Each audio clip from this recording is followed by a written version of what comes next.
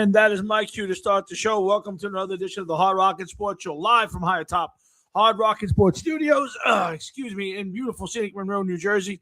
We are your 2-hour weekly get-together where we bring you all the biggest news from around the worlds of hard rock, heavy metal, and, of course, the wide world of sports. And, guys, welcome to Thursday night, August the 20th in the year of our good Lord, 2026. And welcome to Thursday night, guys.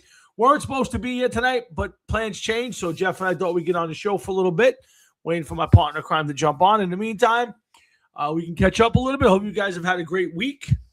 It's been an odd week for me. I did a lot of traveling and a lot of work, a lot of stress the last couple of days. I'm getting a little stressed out, folks.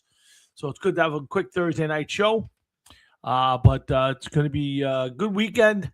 Looking forward to things getting back to normal, whatever normal is. And I'm looking forward to doing a few minutes of the show. I don't think we're going to stick around for 2 hours, especially if Jeff doesn't show up. But if he does, we'll probably get a good hour in. And then I got some stuff to do. And hold on, somebody messaged me on the website. Let's get over there. Let's see Frankie. That's Frank Jeffrey. Yeah.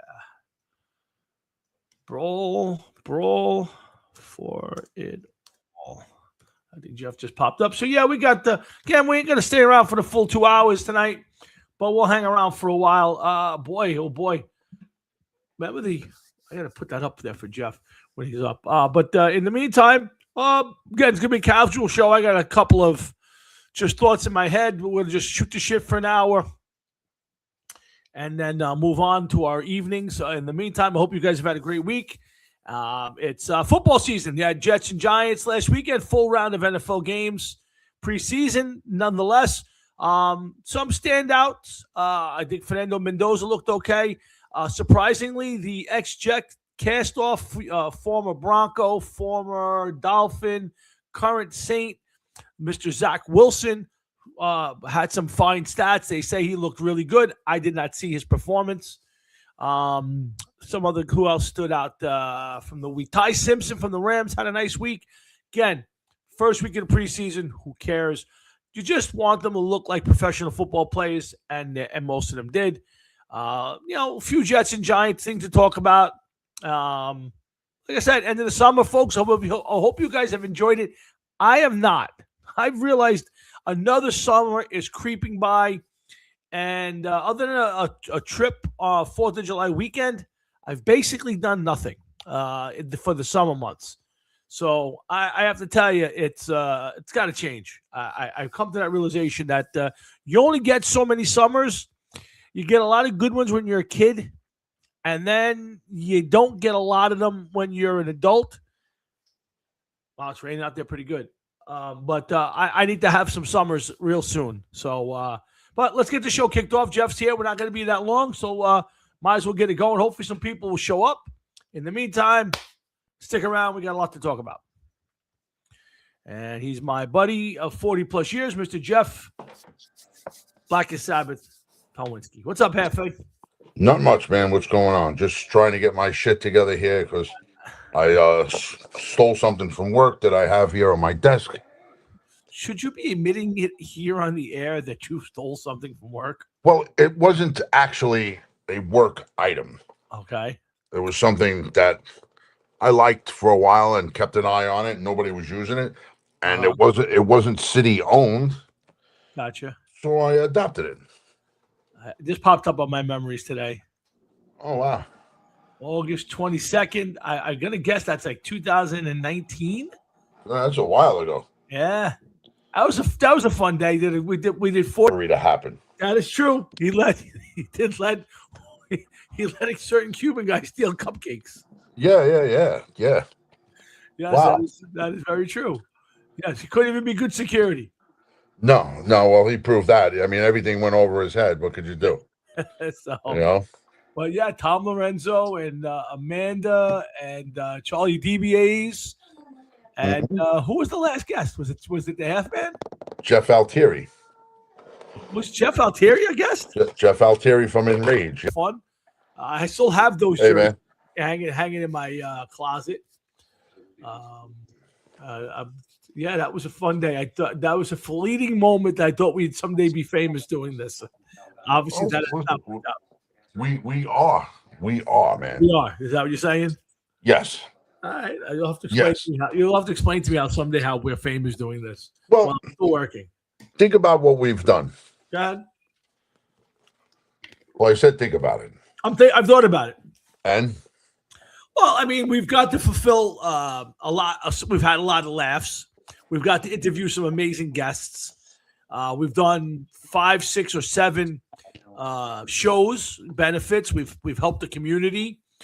We've played some music together and gotten to know a lot of people around the country.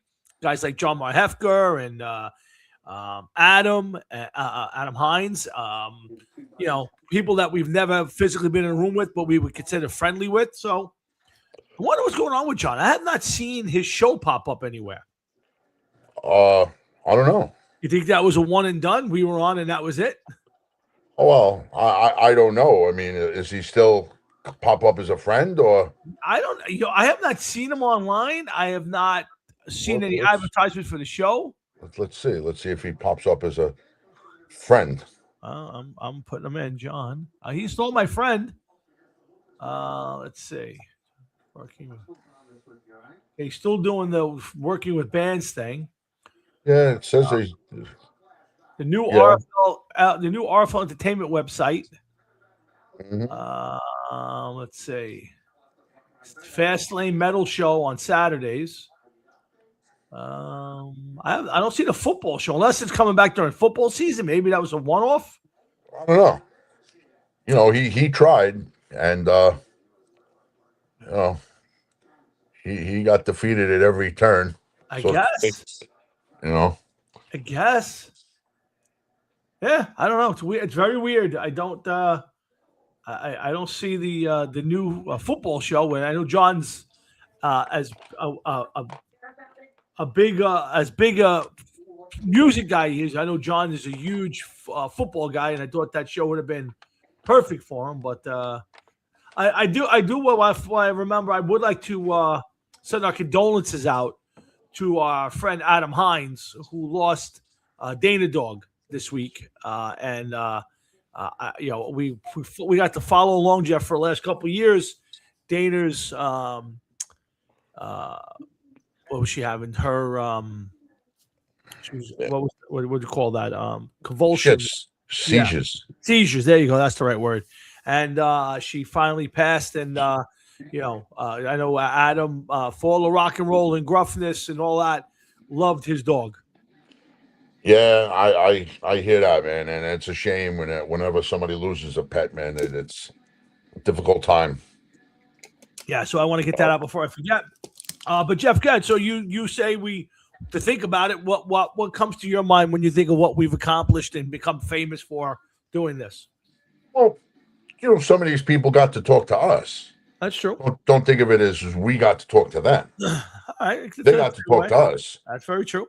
Pete Rose, Tommy John, George Foreman, Jeff Tate, Geezer Butler, Michael Wilton, Pamela Moore, Bobby Gustafson. There's a whole bunch of them. The one that now the downside of this, there's always a downside to an upside. You understand? Absolutely. A lot of your guests that you have gotten on the show have ceased to be.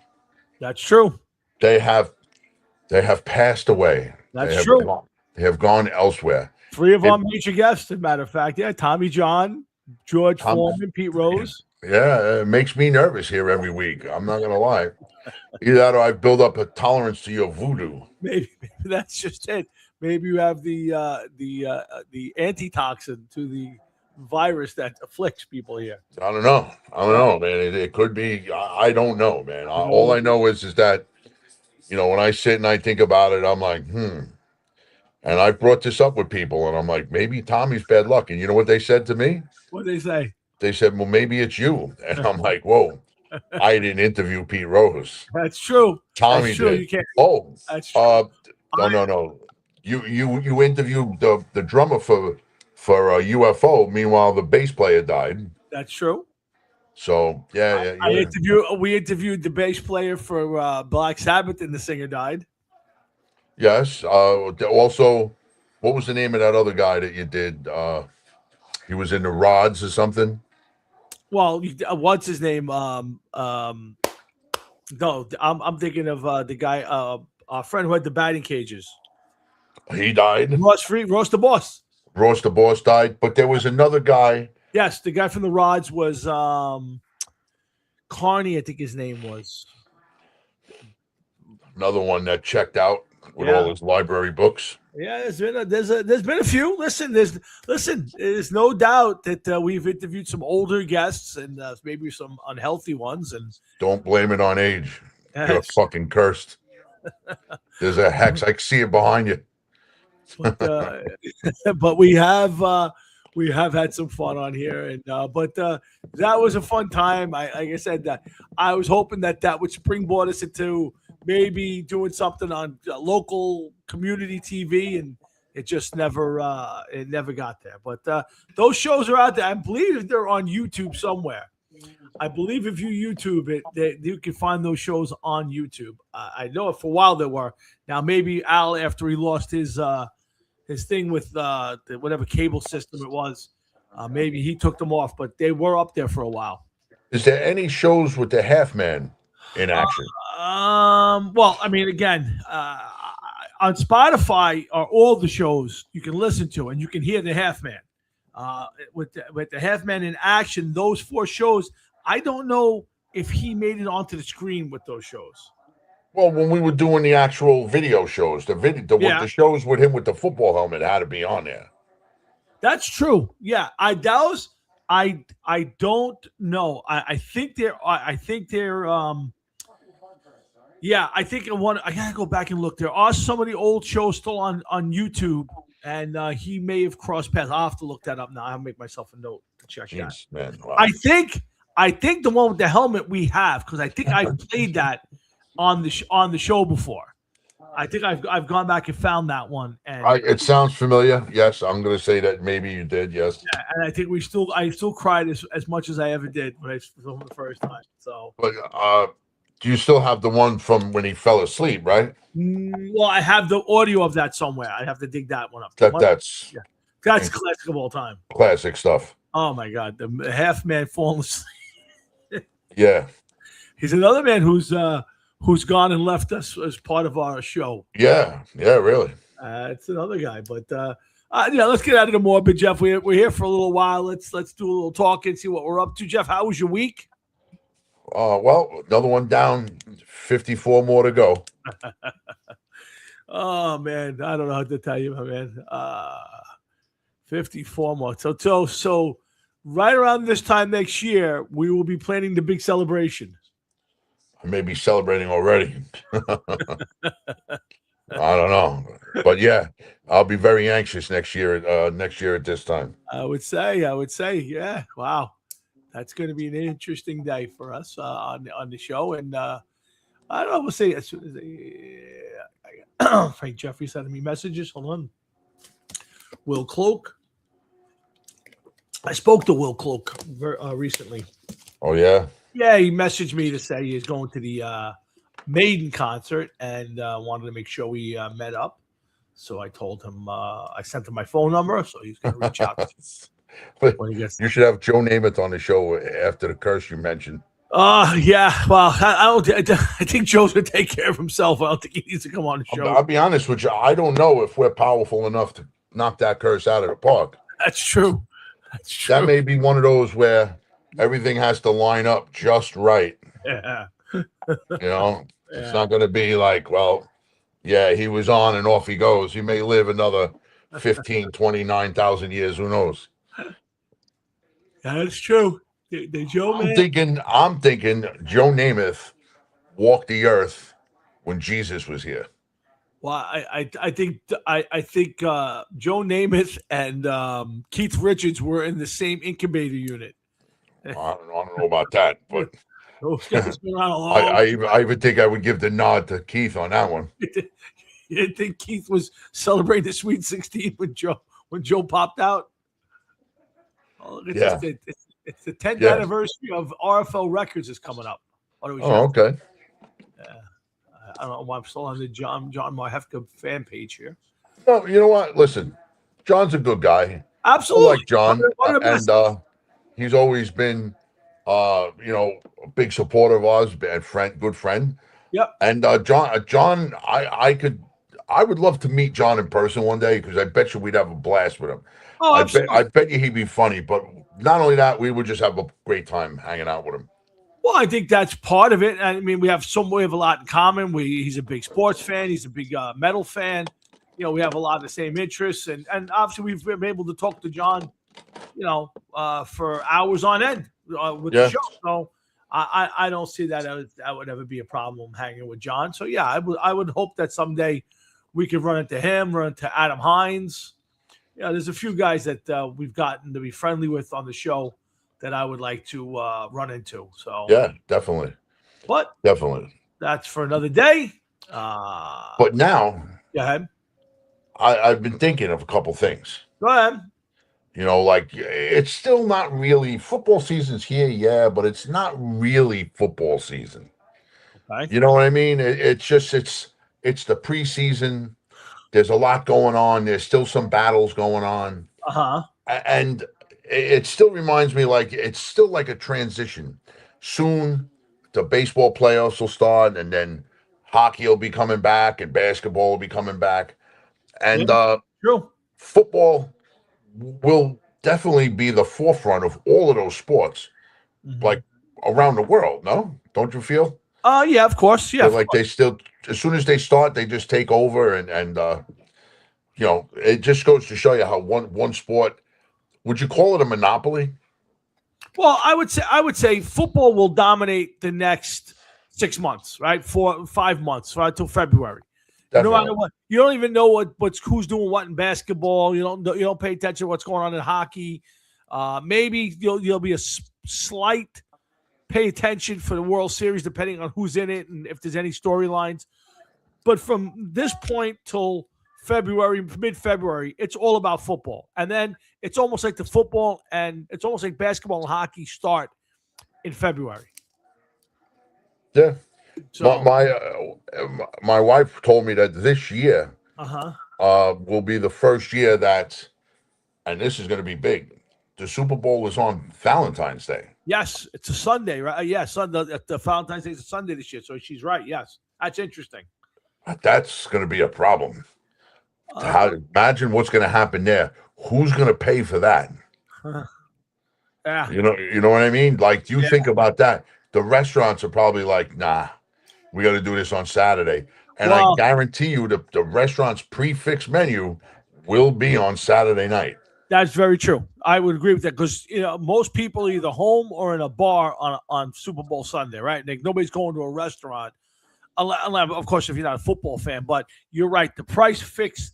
The restaurants will have their Valentine's dinner day on Saturday. That's for sure. You're 100%. Definitely. They're not going to lose out on that. No, no, no, no. And I tell you the truth, I think that's the worst. I've gone to a few of those, and I'm like, why would you change your menu? First of all, you restrict what's on your menu, right? You're not getting any more people than normal. Maybe you get a few extra. Some restaurants you may get a big buzz, but for the local restaurant, you're probably getting about the same amount of people. Why would you change your menu and put 3 or 4 or 5 items on it? I never understood that. I just don't understand it. That why would you want people to come to your restaurant and sample stuff that might not be what they want to eat? I just never understood it. Well, you know what? Now that you mention that, because I've gone out, of course, like I know that you have too, Sure, on Valentine's Day, and absolutely, usually the menu is definitely one that I'm like, I don't want that, I don't want that, I don't want that, exactly, I don't yeah. want that.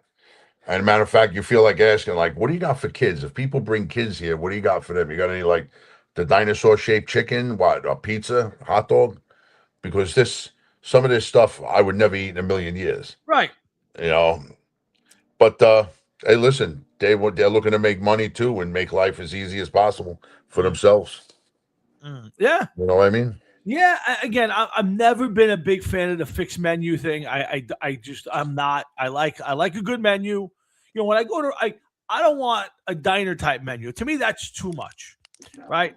I go to restaurants and it's that much. I want, but I would like to go. There's a few fish, there's a few chicken, there's a few steak, there's some pasta. We got a decent selection of appetizers. I'm a happy camper. When Yeah, of course. you go to some of these restaurants and there's one fish, there's two chicken dishes and one's chicken parm. After a while you go, what am I doing? So it's very important. A good solid menu is important. Of course, and yes, Anthony. Of course, it's easy with a fixed menu because then these guys are just banging out one meal all night. The head chef must just look over what the other guys are doing, and you're going to cook the beef, you're cooking the fish, you're cooking the chicken. Uh, Just yeah, start banging it out. yeah, I guess so. Yeah, Definitely. I'm not a big fan of that. I like a good buffet, not too often, but I don't mind a good buffet, especially for breakfast. So one of the few times a good breakfast buffet is always good, especially when you're on vacation. You go someplace and you can go down. They got the omelet station. You got your pancakes.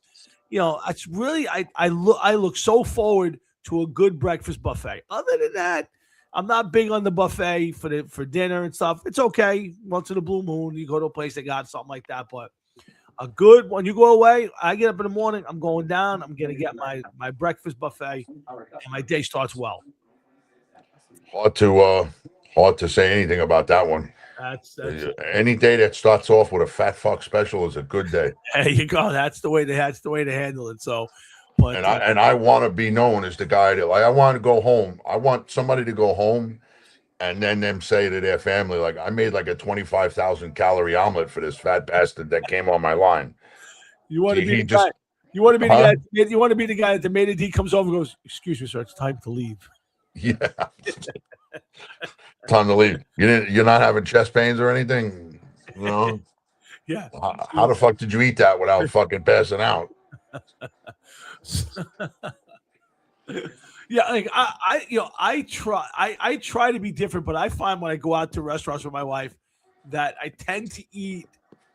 The same thing Like, every place. well, yes and no. There are certain places where you go and you go, when I go there, I'm having a burger. Like, or if I go to that place, I'm having pasta. But when I go to different like new places, I'll look at the menu and go, all right, let's have the chicken parm and call it a day. I get that. That has turned into my go-to. And I'm not huge on that. I just get that when I go out for the most part. If I can't find something different, I'm going chicken parm. That it rolls into that. Now not every place. Some places I go over here, they got nice burgers. When I go there, I'm going to get one of their burgers or their bar pizza. But yeah, I tend nowadays to stick to a very familiar recipe or menu item. Yeah, of course, because you've been doing it for so long. You realize that you're getting older. Once the doctor turns around one day, and it's inevitable, it could happen. Like Tom, you can never eat fried foods again, or your Oh, aorta is going to explode. So that'll like limit to what you're going to eat. And then I'll have the chicken with no skin, please. oh yeah, I do You that know, every day. I eat chicken every single day for lunch. I make dude, chicken on Sunday for the entire week, and every single day I take two pieces of chicken thigh that I bake every Sunday, and that chicken thighs. chicken thighs is the best chicken. It's literally the best piece of chicken. Oh my goodness, So no, I I don't like it. salt and pepper, bacon, and that's it. I put two Oh pieces. well, there you go. Well, Bacon, I no bacon. no no no bacon. I bake it. Oh, I thought okay. I thought you meant when you Oh said. I no thought you said bacon. I'm no gonna no be no. I like, bake. so you think you're eating healthy, but meanwhile No, the no, no. bacon's wiping it Yeah, out. yeah, no, definitely, yeah, that would be good. No, but I do that every time. I've already turned myself. Like I go to work and people just say, "Chicken again, chicken." Time you heat up your chicken yet? And I just got to the point where I eat two pieces of chicken and that's it. And I let myself eat on the weekends, normal, whatever normal might be. But yeah, I've already started. I got ahead of the doctor. Said, let me just Okay, start. good, Yeah. good. So But see now, like me, if I eat chicken, yeah. I could sit in one sitting and eat God knows how much chicken. I'm not going to put a number on it, Uh huh. but my wife, when she makes chicken for me and her, makes about 2 pounds of chicken. Now your legs guy or like what is it fried chicken your wife's making? It depends. Well, either fried chicken cutlets, or Oh, sometimes she'll bake breasts, or she'll make like grilled chicken on the grill. But okay, like, it doesn't matter. We don't do thighs and legs and wings and stuff like that okay, unless we go out someplace and we get chicken wings. Uh, to me, the chicken wings that you get out versus the chicken wings that you make at home. I just don't like the ones at home. The chicken wings are too big. I don't like them too big. Okay. Nice and small. This here way to meat. It's just one, two, three. It's gone. Because I hate the idea of eating dog meat. I do not like it. Not Okay. for me. All right. Don't like it. I've never been a big chicken wing at home guy till I got an air fryer. And then once you get an air fryer and you get it right, you get the right size. I've learned I don't like the drumstick wings. I like the regular wings. I like going to Anthony's. Anthony's has the best wings. Nothing on them. Coal fired. They cook. They put onions on them. They cook them with onions, and then they pull the onions off. The best wings ever, and ever. Well, out here we have Duffy's. Yes, They're where we go for wings. Yep. And Big Nose Kate's used to be good for wings too, but then they closed down. But that's okay. Fuck them. But there's a one night I played out. Right, and I played at Big Nose Kate's. And when I played, I ordered a order of wings for myself. So I ate the wings and I paid for them. Mm-hmm. And all of a sudden, I hear rumblings from people that they're looking for us that I did not pay for my wings and that the band didn't pay for its food.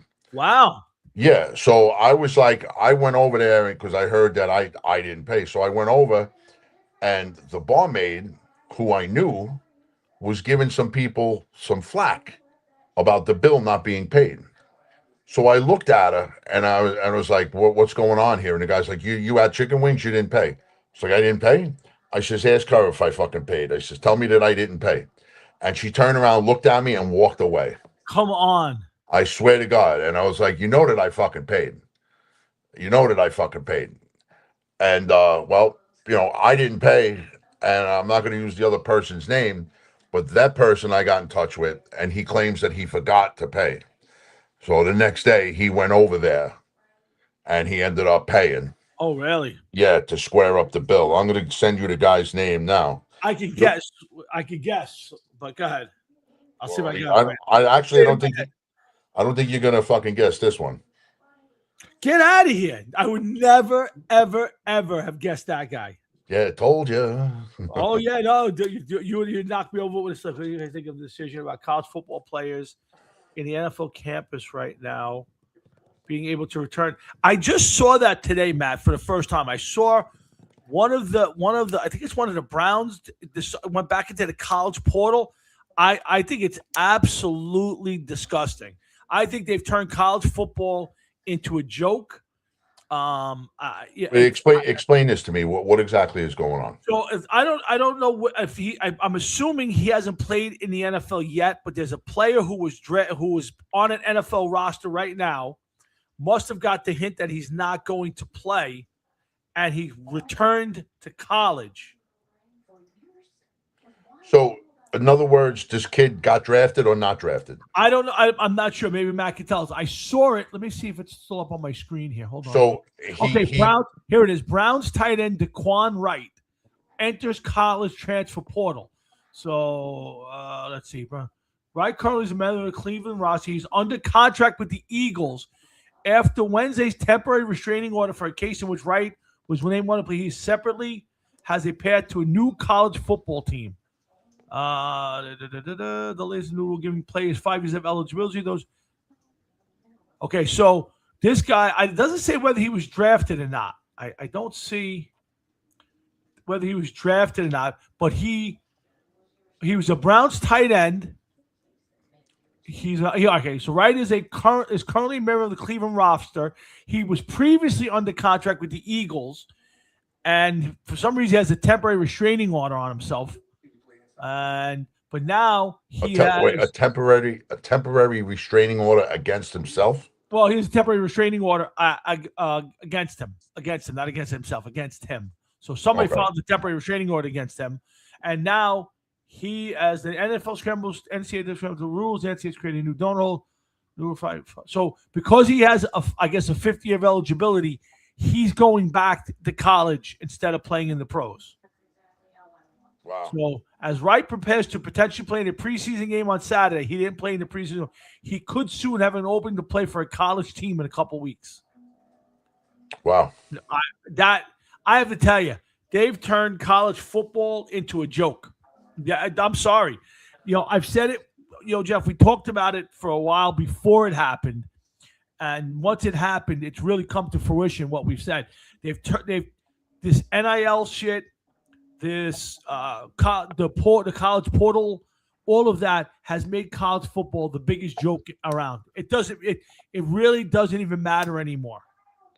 You know what it is, Tom? These players from college football and everything else, they can't wait to get into the NFL, and they feel as though they're missing out. So this is just another way it seems to help them get in. And if they're not going to play, instead of just wallowing around, all it takes is one good stretch, Yeah. and you'd be like, wow, this guy shoots up the charts. He's the best front end tight end in the NFL or college or whatever. So why not give it another chance? And that's probably how they're looking at it. That okay, I'm not going to play this year. Next year looks like a weak at class for tight ends. I'm going back and Yeah. get drafted again. Who knows? Or It is a waste or and a joke. Yeah. or if he's going to get the league minimum, let's say the league minimum's I think 850 or 900,000, and he can go back and get a nil deal for $2 million. Why wouldn't he go back? And like you said, maybe raise his draft status so for next year when he comes out, But now if he tries to play next year in the pros, is he still on? Is he still? Does his rights? Is it still his rights still belong to the Browns? That's I don't know. You don't know how long that contract is, and if he goes back to college, does that contract terminate? I don't. These are all questions I couldn't answer, Jeff. And this is killing college sports. It really is. It's absolutely killing college sports. I think it's disgusting. I listen. I like college football because I root for teams, but it makes it very difficult. And the fact that you can draft a player and him be on the field and then decide, I'd rather go back to college, is the biggest joke in the world. It really is the biggest joke. And and how fair is it for the kid in college who took a scholarship or a partial scholarship or whatever, and then this guy comes back and they throw him out, and he doesn't get to play this year when he could have went to another school. I mean, it just reeks of dumbness. Oh, you know what, Tom? There's so much money to be made. Oh, I agree. In the NFL that yes, while you think it's dumb, somebody else is making money off of it. It's just it is unbelievable. But oh my God, I did see that before, and I really didn't want to read it, but now that Matt brought it up, yeah, it's terrible and it's unfortunate. And hopefully they'll come to their senses and they'll figure something out. But I'm sure the kids or whoever, somebody's going to go challenge it in court, and some liberal moron judge, some communist will side. I see. Again, I'll say it 100 times. If you're a player and the school puts your name on something, they use your image for something, you should benefit from that. I'm 100% with you. That I agree with 100%. But nobody should get paid to play in college. Nobody. You should not be allowed to move one. You should be allowed to transfer one time, and that's it. But it's the precedent has been set, so these guys absolutely don't care. No, I agree with you. They don't care. No, I couldn't agree with you more. But I think it's ruined. You might as well just make it like a minor leagues for pro football. It's exactly what it is. Yeah, just it's so ridiculous and it's impossible to root for now.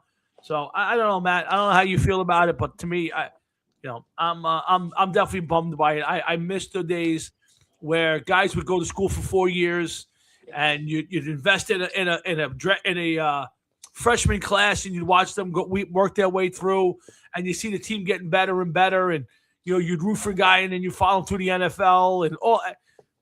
Those days are long, long gone, and it's a shame. It's really a shame.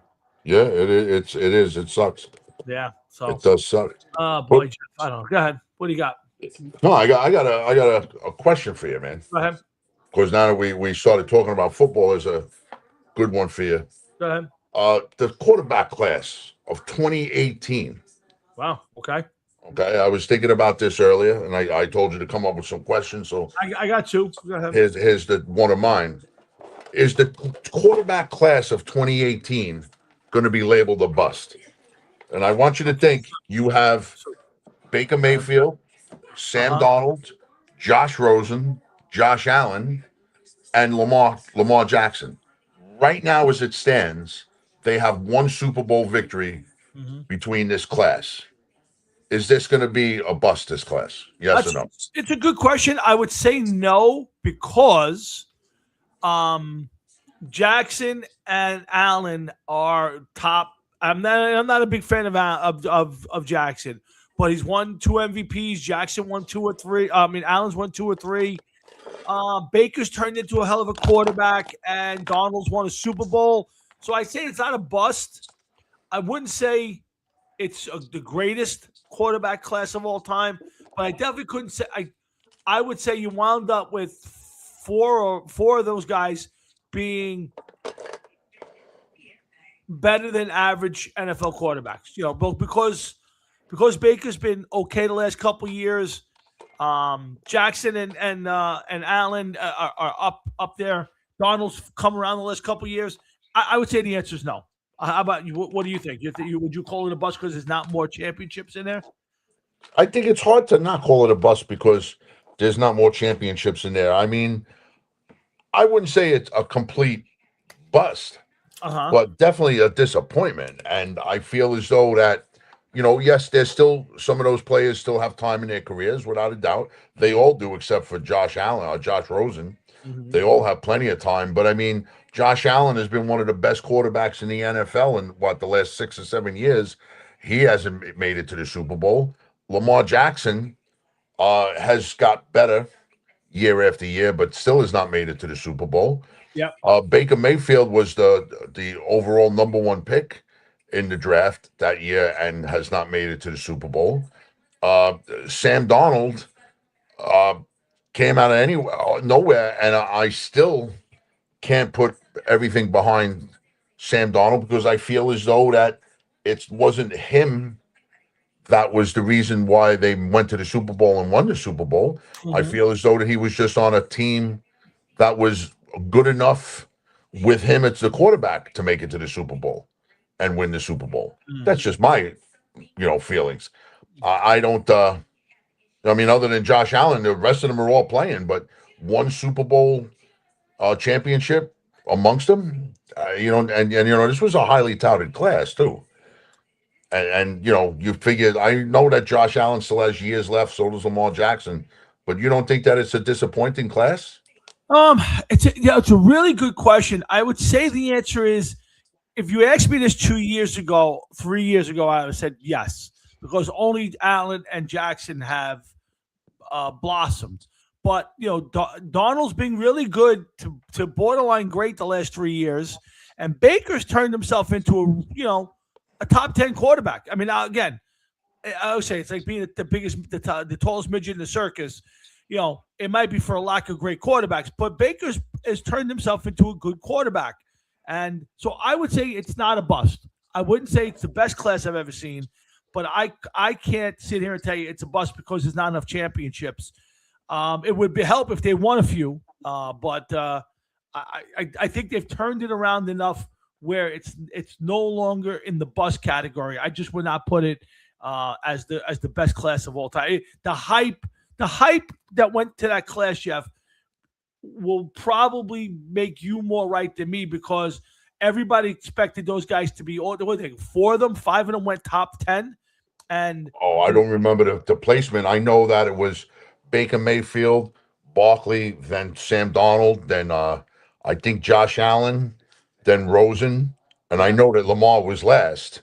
Yeah, I think Lamar might have fell out of the top 10, but I think there was No, at least Lamar was 32. He was the last one in the first yeah. round. So but I think four of those guys went in the top 10. So it's a lot of expectation when that happens. So to me, the answer is not a bust, but I would not say it's the best quarterback class I've ever seen.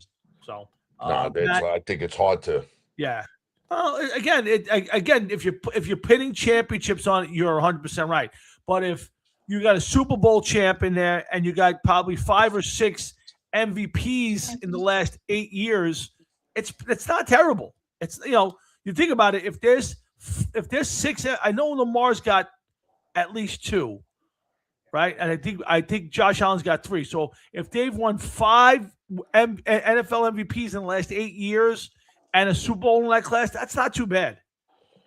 Yeah, well, I listen. I hear you, but it's just that those are personal achievements. Yes. Super Bowl is a team effort, and yes, it takes a team to advance and win and everything. But I just feel as though Lamar Jackson has only been able to get so far, Josh Allen only so far. Yeah. But then again, so Joe Burrow only so far, and he's a good quarterback also. But Absolutely. I agree with you when you said that, are these guys, see you later, man. See, Matt. Are these guys not so much a disappointment, but you're saying that they're the best quarterbacks at their time, but the quarterbacks at this time, who's lights out? Like if you were to pick a quarterback, if you were drafting a quarterback out of the 32 starters now in this league, half of those starters you could probably just say, no, I'm not even considering them. Oh yeah, for sure. There is who is the top five in the league for you as far as quarterback go? Allen, Mahomes. Allen, Mahomes. Do you put Burrow in the top five? I'd have to put Burrow in my top five right now. So okay, so you're already thinking, and you're up to three. Yeah. Again, there's, I probably no. See, so I can't. I don't put Dak. Jalen Hurts. Dart's too young. Jalen Daniels doesn't count. I'm not a big fan of Stroud. Cam So Ward, what about Lamar Jackson? Is he in your top five? Yes or no? No, he's not. I have to be consistent with that. He may make the top 10 because again, tallest midget in the circus. But if you, So I mean, three right there. Who else am I putting in that? I'm trying to think. Oh, you look in the AFC East. Okay, other than Josh Allen, the other three teams, Jets don't have anybody. Dolphins don't have anybody. Well, here's what I would do. I would have to put Drake May in my See, it's hard to put him in my top five. That's the problem. If I'm, I think Drake May has potential. Bo Nix might have some potential there. I can't go with any of the second year guys right now. Yeah, it's really tough. I mean, this used to be an easy question. This is not an easy question. I got three easy ones. I mean, I have to slide Baker Mayfield into my top five right now. Wow. Yeah, I mean, think about it. I mean, a guy who's plays consistently every year. I mean, Burrow's going to be three. Baker's going to be four. I can't put Aaron Rodgers in there. No, his time is come and gone. I could probably, if I have to. I mean, he played like an MVP last year. I'd have to put Drake May in my top five, I guess, at this point. You wouldn't put Goff in there?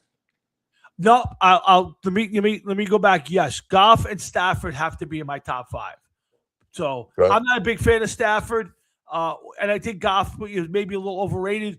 But I'll based on the way they've played the last few years, yeah, those guys would round out my top five. Wow, very different from just a few years back. A few years ago, we could have went 9 before we'd even have to start thinking. But now, yeah, I have to tell you, after those 5, boy, oh boy, that's a tough. Dak's not in my top 5. No Jalen Hurts, and that's fine because they haven't really done much to be in that. Yeah. But if you go down the list and the team, like the NFC West, the Cardinals don't have a quarterback. Stafford is going to be 38, 39 years old, started the season. Yeah. Brissett and Donald. So other than Stafford, do you believe in Brock Purdy? I don't. I can't say no, but I wouldn't put him as one of my top in the top 5. Okay. And if I had to pick a top 5, yeah, I think it would be very similar, but a little bit different than yours because I just. I think Josh Allen, without a doubt, Patrick Mahomes, they got to be there. Absolutely. Joe Burrow. Yep. Okay. But none of those guys really jump off the page as much as Brady, Breeze, sure, of course Rodgers did up just a few years ago. Sure. Peyton. Yeah. If you were to put them one-on-one, I think that Peyton Manning versus any of those guys, it's going to be Peyton Manning. Brady versus any of those guys, well, maybe Mahomes could beat Maybe. them, and maybe Josh Allen too. But one-on-one, if you were to take them and compare them, I think I would have to lean towards the guys But that we used to talk about. sure, and think about what you said before. Touchdown. It's Super Bowls matter, and I'll disagree.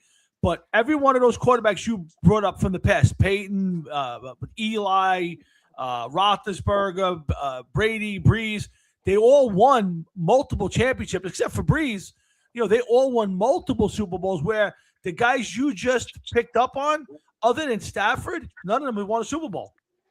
Oh, Mahomes has won. Oh, I'm sorry, Mahomes. That's right. No, I forgot. So yeah, Burrow has been to the Super Bowl, but he hasn't won. But I'm saying is, no. So we could have went through a top 10 of Super Bowl of quarterbacks in the NFL, and they all had at least one, and most of them had at least two Super Bowls.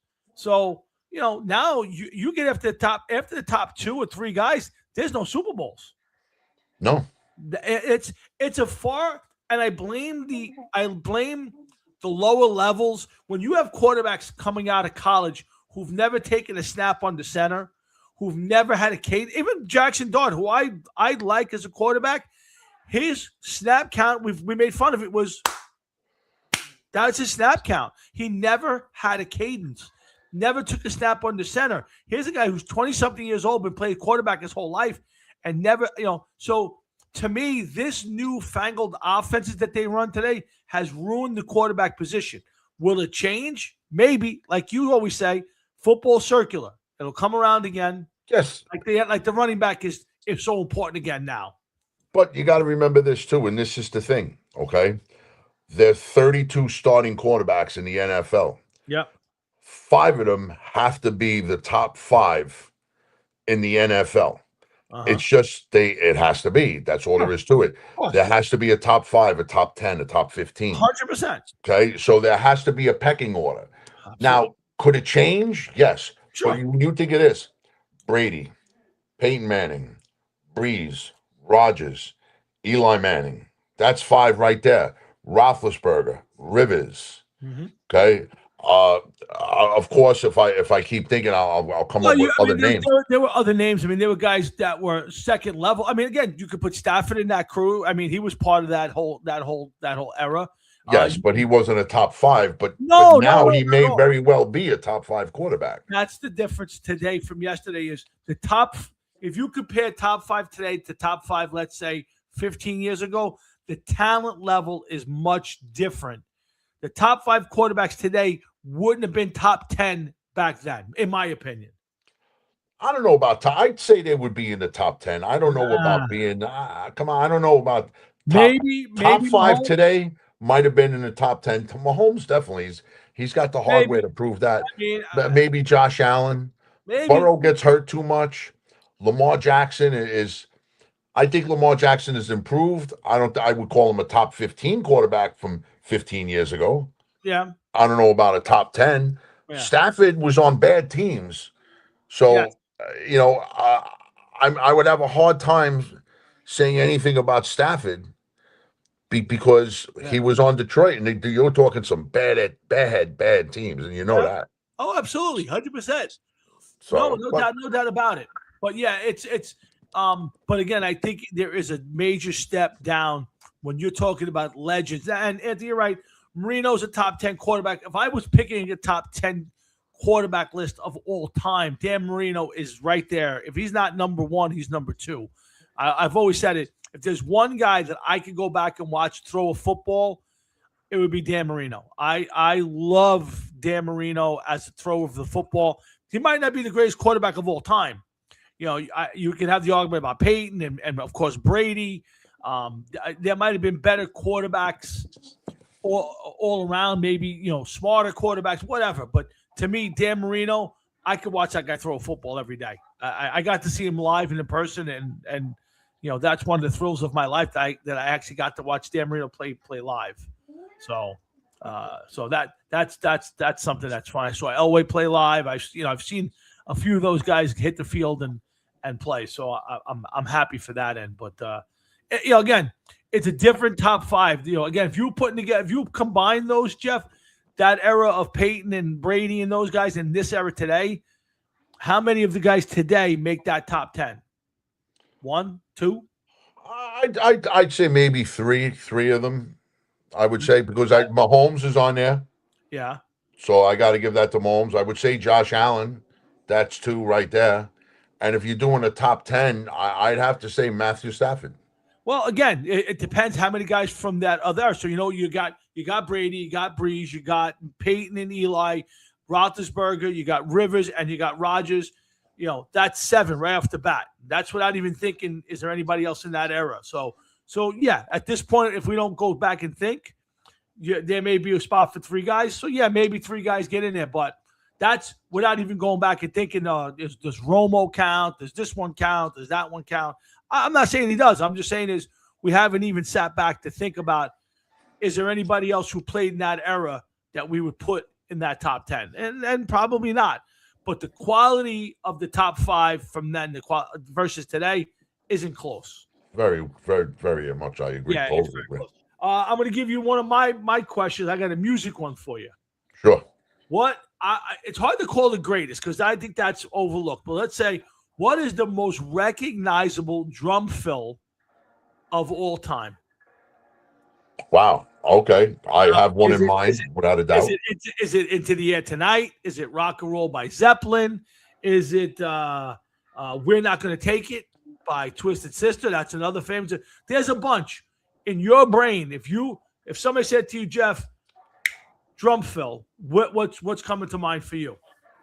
That drum fill in Tom Sawyer. Oh, wow. Okay. Interesting. Now, I understand that depends on who you ask that question to. That's the point. Yes. Because if you ask that question to an average person, you may get some of those answers that you just said. I think it's Into the Air Tonight. If most, that's probably the most famous one. I'm not saying it's the best one. But. No, I hear you. But to me, most famous, most recognizable, to me, I would say Tom Sawyer. That's a good one. We're Not Going to Take It. The Twisted Sister was on a different level. No, I as get far it. as bands, I couldn't. The minute you hear it, you know what song's coming. Yeah, sadly. Sadly, yes, but yes. All right, yeah. It's interesting. I think that's a really Tom Sawyer's for us fans of that era of music. You're right. I didn't think of that one. I had like The Prisoner. I had. I had a bunch of them, but that one. Well, once again, like I said, if you're asking the average music fan, you may get some of the ones that you mentioned. If you ask a hard rock or metal fan, then you would definitely get something like The Prisoner, Tom Sawyer, Where Eagles Dare. Yeah, that's good. Some of these other Fast as a Shark, maybe. Oh wow, yeah. Definitely, without a doubt, there's a lot of them that'll be maybe any song from Lars Ulrich or for Saint Anger because he shut the snare off, instantly recognizable, and a few others. Not for the right reason either. Yeah, I hear that, man. Speaking of drummers, I do want to mention the passing of one Frank Beard, who ironically was the only member of ZZ Top to not have a beard. Yeah, from ZZ Top. Yeah, what a shame, huh? Yeah. So there's what? Is anybody left? Billy Gibbons. Billy Gibbons is like, I know Dusty, right? He's gone. Dusty Hill died. Man, I think it was in about 6 or 7 years now. He's been gone. Oh boy, is that long already? Yeah. Yeah, I got maybe not that long. He might have died after COVID. Maybe 5 or 6 years. I don't remember, to be honest with you. Andy, I agree with you. Saint Anger, all those later Metallica tries are horrendous. Hardwire is a decent shot. I won't say it's horrendous. I hated Saint Anger and some of those other. A lot of people do, and justifiably so, because they ruined the album by shutting the snare off. Yeah. But if you listen to the music, some of the songs on that album were great. But they sound like shit. It's too gimmicky. Yeah, but here's the problem. So if I said, "Hey Jeff, if you remix that album, put a snare drum in it, and it's going to be great," that's fine. But it didn't do it, so I can't call it great. Well, I hear you, but I mean the songs themselves, without the snare, the songs sounded great. they ruined it by not putting a snare in it. I don't know what he was thinking. Maybe they wanted to ruin it. Yeah, But but even if they remixed it with a snare in there now, yeah, enough people hate that album that absolutely. nobody's going to pay attention to it. If you told me tomorrow that that album is being reissued and they're putting the snare back in it, I still wouldn't listen to it. I'm so turned off by You and a lot of other people. yeah. I think I'm so turned off by the band itself over the last couple of decades, and for stuff like that, Lulu, Saint Anger, I just what's the album with no guitar solo? Wasn't one of them that had no guitar solo? Saint Anger. Is that Saint Anger? That's the only Yeah. one? Yeah, it's just I don't know. They might have had another one with no yeah. I thought it was none, something but I different. know Saint Anger definitely. Oh, I hate it. I hate that. I can't listen to it anyway. A But lot of people dislike it, so it's yeah, not just you. no, I get it. I get it. I'm not a standout on that one, but that's an interesting one. And my hockey one, my sports one was give me your Mount Rushmore of hockey players. Oh, well, I mean, to me, that's easy. Go ahead. Mario Lemieux. Well, Yeah, in no particular order. it has to be doesn't have to be in order. Yeah. Mario Lemieux, Wayne Gretzky, Yep. Mark Messier, Okay. and Jaromir Jagr. Wow. Interesting. Okay. I'm a That little different. Yeah. if you were asking me, matter of fact, let me equate it this way: if I was going to pick a player, Mhm. those would be the four players that I would want to pick. If I had one pick to pick a draft, and depending on like an all-time draft, and those were the four players that I would be looking for with my first pick. Any Okay. one of those four.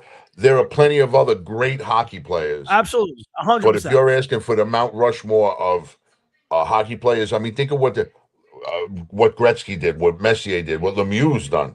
Yeah. Well, Yaga, he may even still be playing someplace. We don't even Some years know. old. He might be. He's right. Yeah, I think he's older than we are, and he's still fucking playing. Close. That's for You sure. know, you want to talk about a tough human being, man. Oh yeah, no, that he'll travel the world to find a hockey league that'll let him play. So yeah, Yeah, shit. If he sure has a hockey league, you may be signing up. Oh, which, by the way, yeah. I saw him not too long ago. Who? Oh, really? Yeah. I was in Tony's Brick Oven, Okay. and he came in, and he's missing teeth, and Oh, really? oh yeah, and he had his shirt. He had a button-down shirt on, open. I saw nipple the whole entire time he was standing there. Yeah, and I was just like, my God, they let him sit in the stands when these games were going on. Wow. Yeah, that's it. Yeah, That's interesting. nobody. You can't tell me that there was nobody from like the Bunko squad watching this guy. You know, It was a little too much. It was a little too weird that he was paying to put a team in the league. Come on, what? he was paying. He sponsored a team. Oh my God. Come on over for the pool party afterwards. Oh yeah, it's just gonna be me and you. We're gonna have single pools party. Every week we'll have a different pool party. Yeah, every day. Never mind every week. Every day. Oh, This week's your choice, there, Jimmy. oh my God. I ran. I told you. I think I ran to him in Bella Beans last year. I think it was Where? Bella Beans. What's John DeRoss's. Oh yes. I ran Yeah. into him and another guy there, and I did one of those. It was one of those. I recognized them, and I wasn't sure he recognized me. And I didn't know if I should say hello or not. Oh, you didn't talk to him? I did. I got halfway the door. I turned around and I said, and he goes, "Yes." I didn't want to say. I didn't know if you knew it was me. I was like, Oh, he knows. yeah, Remember his sidekick? yes, Oh my God. yeah. one of our strangest interviews of all time. The sidekick one day got me. Oh, really? Yeah, at the feast. Oh, wow. Yeah, he was wheelchair bound and everything, and I was just like, "Oh my God, Come on. this is so bad." When I got done, my wife was like, "That was so nice of you. Were you helping that man?" I'm like, "No, I was trying to stay away from that man." I was trying to get away as fast as I could. I was not being nice.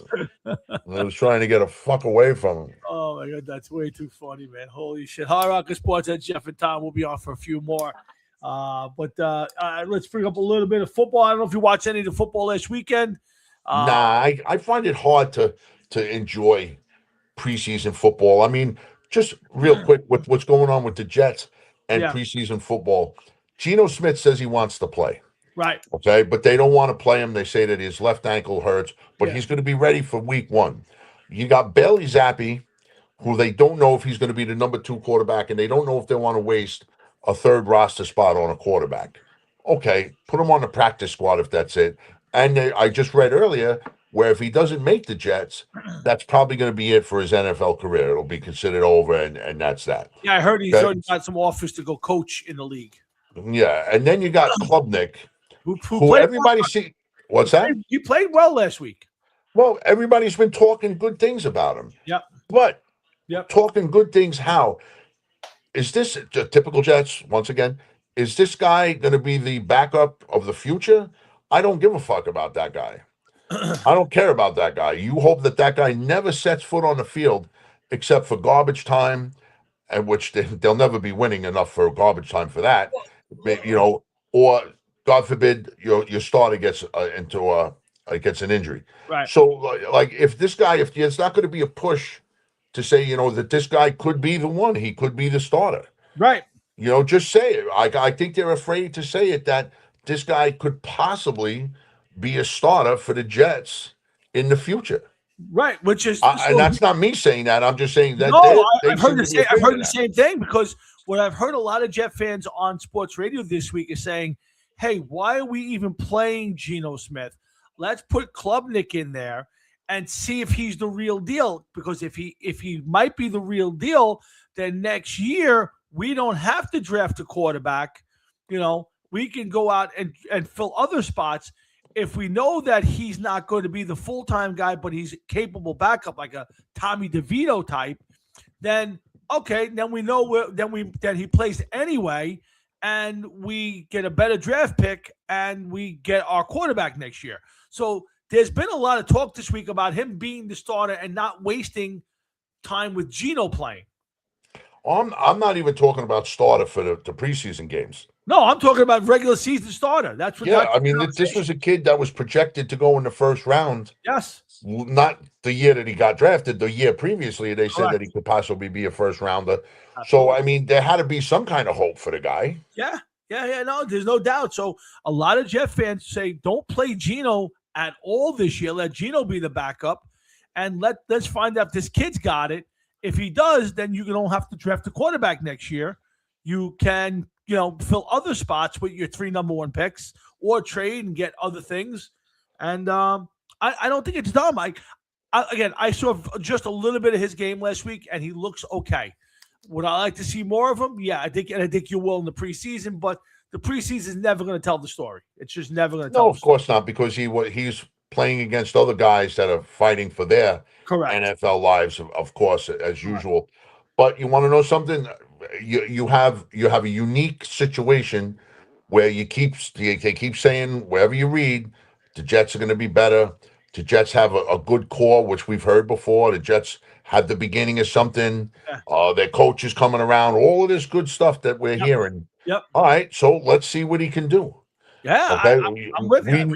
We already know what Geno can do. Yeah, exactly. And you're not looking for this guy to take you to the Super Bowl. No, not this year. Not this. No. So all you want is to be competitive and to be a team that you want other people to say, we don't want to go there and play because they're going to hurt us. They hurt. They hit hard, and they're a violent team. They go through you. They don't hit you. They go through you. Yeah. You want to hear all the good stuff, all of the analogies that you want to hear about your team. And listen, if that they have the makings of that, so be it. Yeah, I listen. The way I look at it is this: you can always put Geno in week 4. You can always put Geno in week 6 if the kid's a failure. But at least all right, he's a failure. We got to draft the quarterback next year. There's no doubt. But if this kid rides the pine and gets some sparingly in there, and then you draft another quarterback next year, he may be a star for another team. He may be a star for you if your draft pick fails. I don't know, but to me, I would play him. I definitely want to see more of him in the preseason. But I would have no problem if I were the Jets starting him the first few weeks of the season and just seeing what the kid's got. I don't have a problem with it. I think you're almost wasting your time. You know that Geno is a year, maybe 2 years, mentoring some young quarterback. Yeah, I can't even see him being there for 2 years, Tom. I really Listen, can't. well, I mean, in the league of non-capable backups, Gino is at least a capable backup. He's kind of like, Jameis Winston. He's kind of like some of these guys who are rolling around in the league, Jacoby Brissett. Where you'd say for a couple of games he's okay. After that, we're going to take a beat, and he's good. Everybody's going to catch up with him, and I think that's what you'll find with Gino.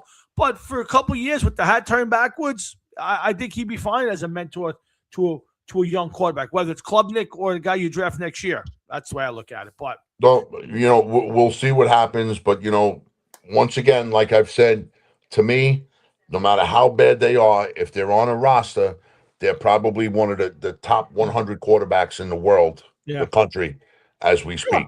Oh, absolutely. So, there's no doubt about it. But I want to do a little Giants real quick for you.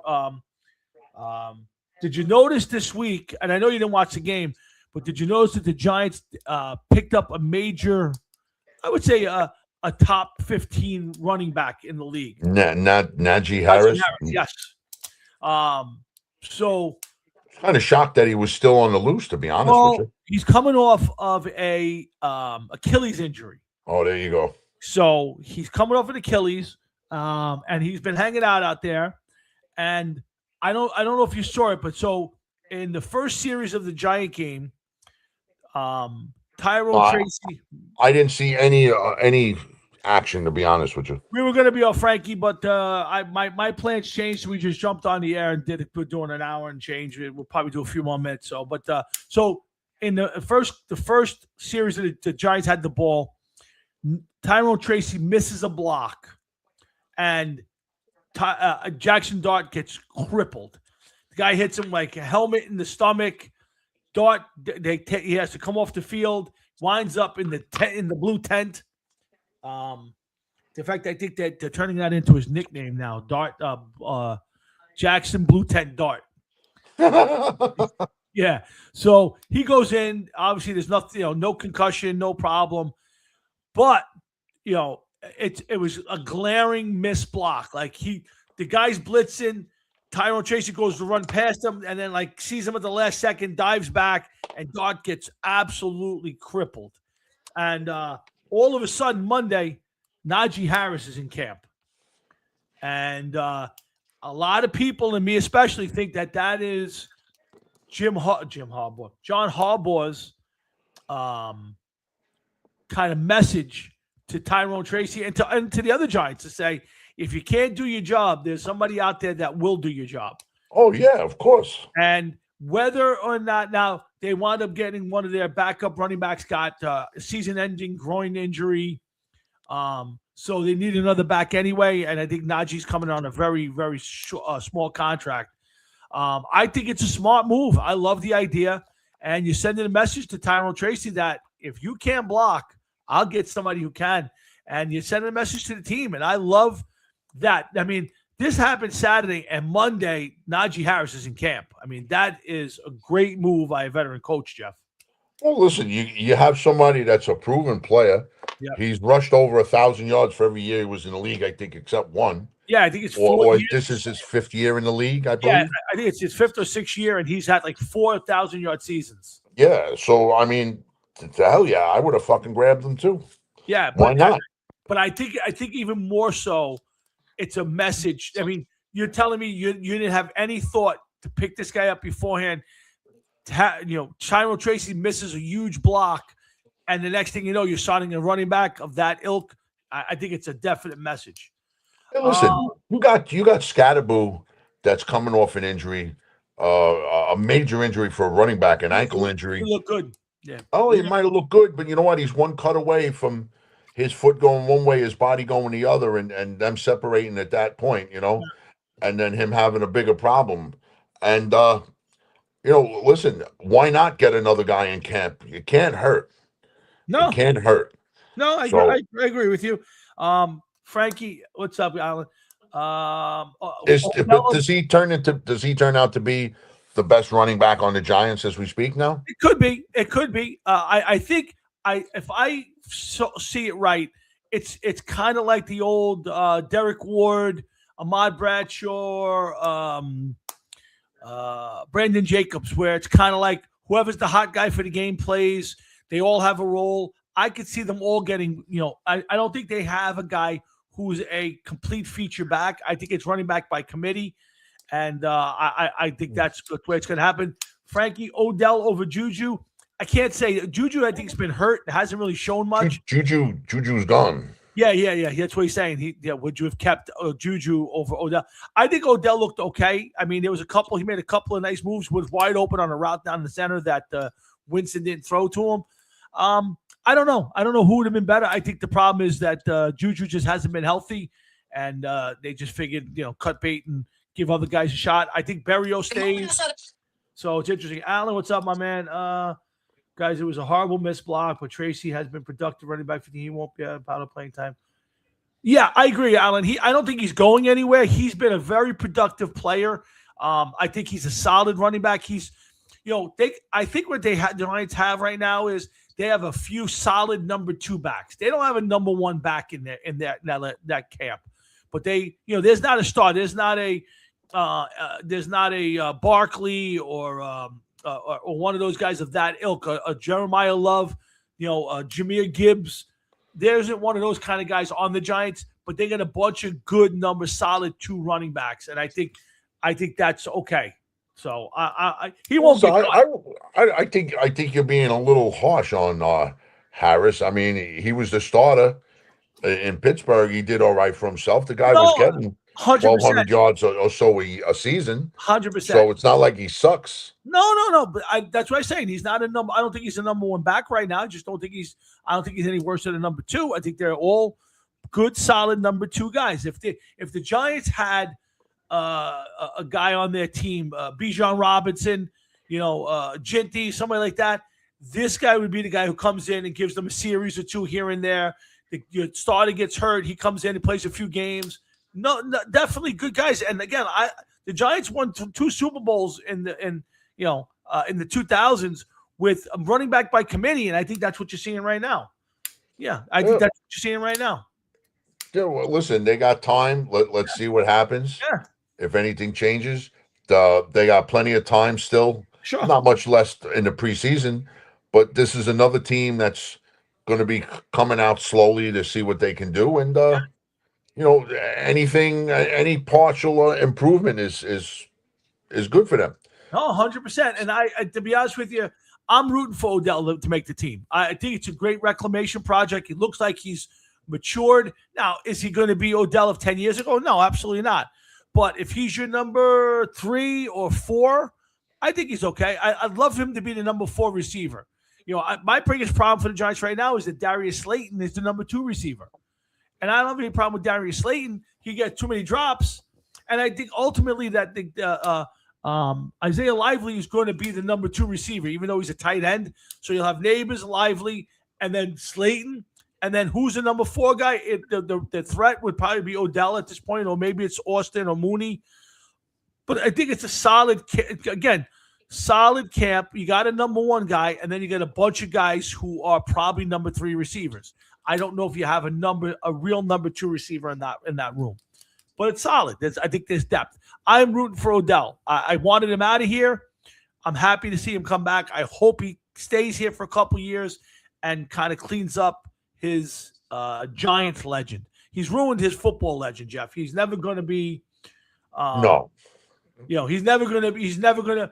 His first few years, you would thought he was on the way to a gold jacket. Now, I think if he's lucky, he could put a little bit of a stamp on his Giant career. He's not getting in the Ring of Honor, but he could definitely put a stamp on his career if he hangs around a couple years. I think he's going to have to buy his own gold jacket. Yeah, I wouldn't imagine he would have one in the closet already. Don't forget, a lot of plays will be cut still to pick up. Yeah, Frank, absolutely. You never know who's going to pop up somewhere that it's a salary cap casualty on another team. So yeah, you're 100% right. But as built today, the Giants don't have a clear-cut number 2 guy who will scare you when Malik Neighbors is off the field. They'll be productive. Don't get me wrong. I think all those guys. And Malik Neighbors is going to be off the field early too. Well, we'll You know see. I that. mean, he's looked okay. In the practices I've got to see and stuff. He's looked okay. In the practices I've got to see and stuff. I mean, it looks like he's moving around really well, and you hope he's healthy. But that injury he's coming off of is one of those things where he's probably not going to be 100% till next year. So and yeah. I mean, listen, anybody can step on that field and be that last time on there. So that injuries happen. There's nothing you can do about it. But honestly, I think the whole NFC East stuff. I agree.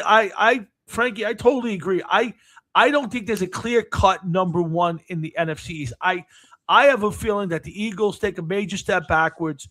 The Cowboys have an opportunity because I think they're much better defensively now. And then we'll see what the Giants bring. So I don't think there's a clear cut. Somebody will be number one. I just don't think there's a clear cut number one, Jeff, going into the season. I got to agree with you. I don't know. Listen, until proven otherwise, some of these teams, other than maybe the Redskins, Yeah. I would say that any one of those three teams is the Redskins will be in fourth, and then the rest is jumbled. Yes. But I'm going to say Dallas, Philly, Giants, Redskins. Yeah, again, that's a fair thing. And if you want to make the argument that the Eagles are number one, I can do that. And I can make an argument that the Giants could shoot up there. Anything's possible, but I don't see it. I think the Giants, for me, I would look for if they could find a way to battle for second this year. I think that would be an outstanding achievement for a team that's been, cellar dwelling or right above it for the last few years. So I think right now, I think the Eagles with Brown leaving, there's a lot of animosity toward the quarterback. Their offensive line's taking a huge step backwards. I think there's a chance that team could fall to number two, maybe down to number 3.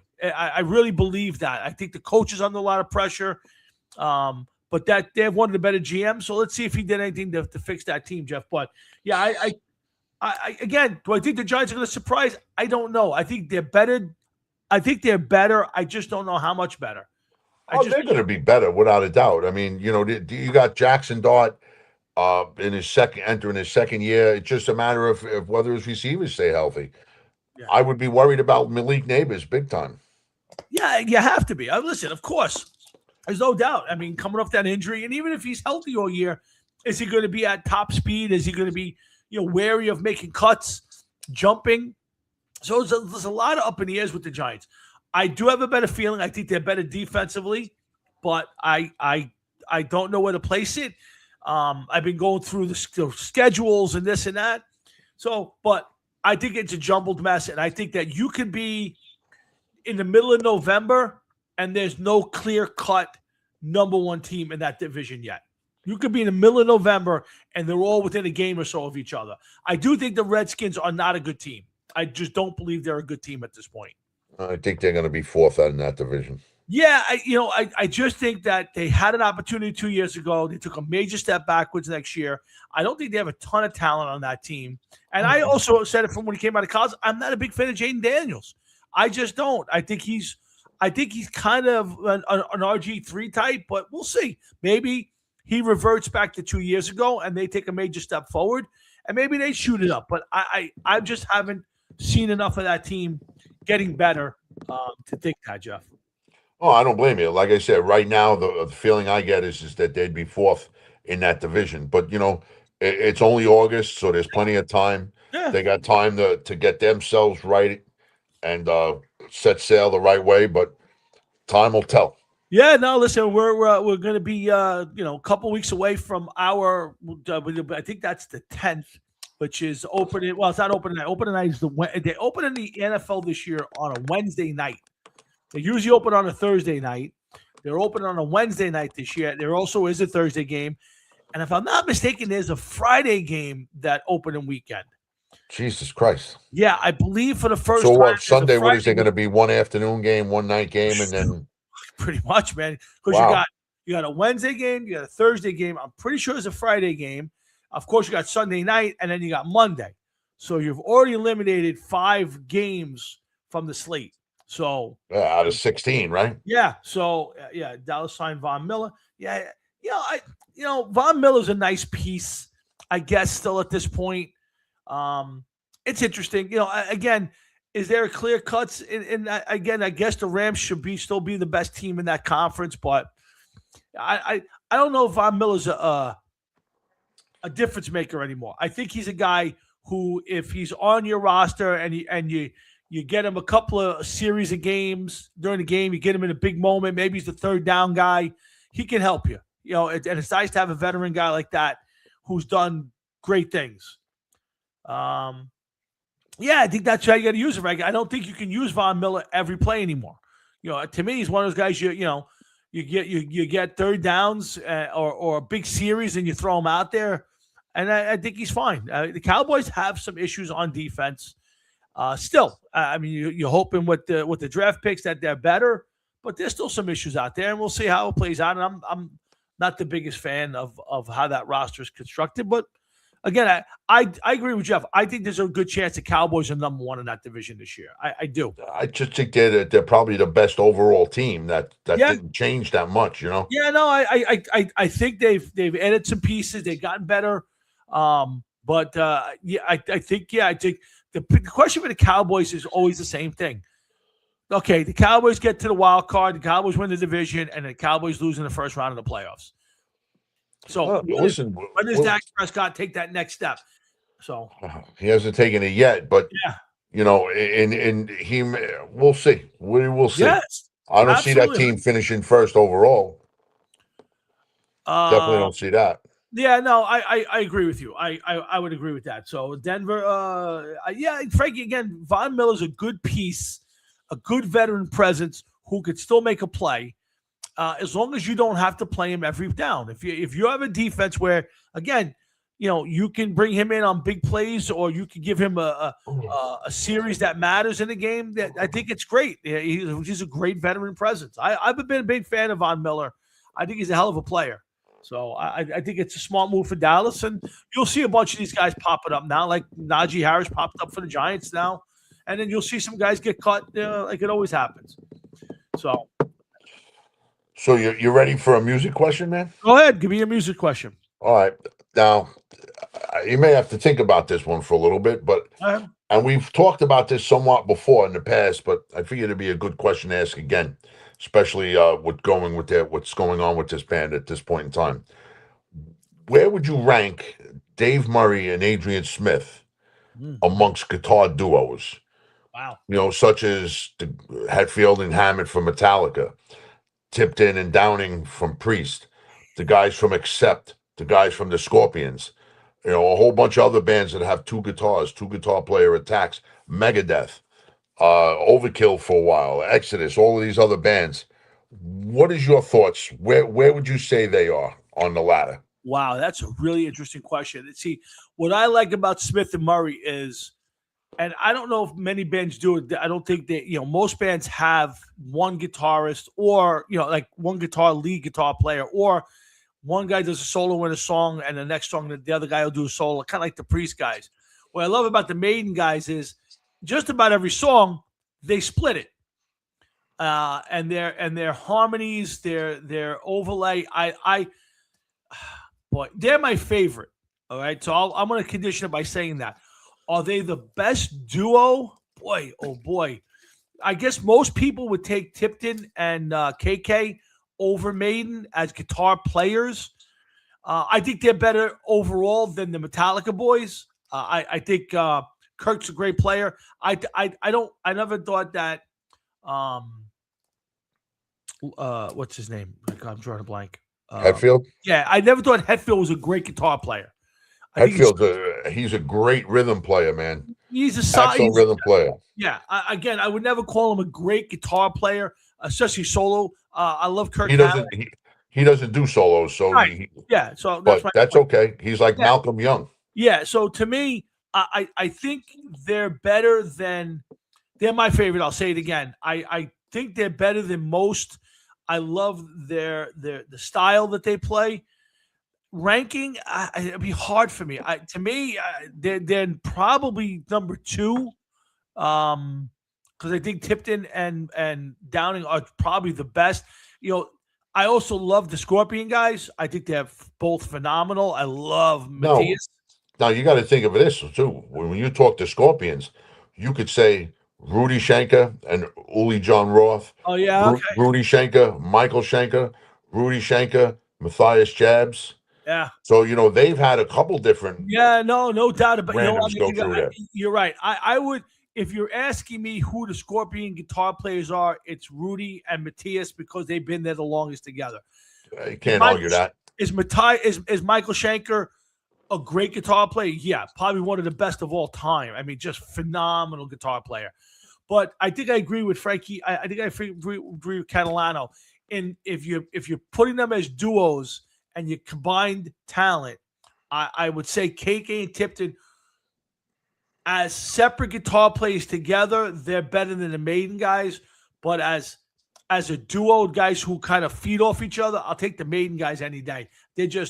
Their solos, especially splitting them. Like the first 4 bars, it's Dave, and the second 4 bars, it's Adrian, and it's seamless and God, it's the best. But I would rank them number 2. I agree with Cat. Well, I got to say that while Priest is a great band, of course, and they have some iconic songs, to me, I personally like Dave Murray and Adrian Smith better as guitar players for a lot of different reasons. Me too. They did a lot more harmonies. Their songs are not as predictable. And what I mean by predictable, it's just Priest was always, like verse, chorus, solo, verse, chorus. Maiden just always had something different going on, different parts. Sometimes a little drawn out, a little dramatic. Yes. Sometimes. Yep. But for the most part, when they were in their prime, everything worked and fit pretty well, to me, at least. I agree. And to me, I just think that like Adrian Smith and Dave Murray, I'm not Yannick Gears, I don't count in this. It just the way you said with their solos and the way you listen to the Trooper and how those guys go seamlessly back and forth. Oh yeah. With solos, it's unbelievable. 100%. And each one of those solos is great. Yeah. Is great. Are they the best players in metal? Definitely not. I agree with you. Not. I agree. But I think that I would even now.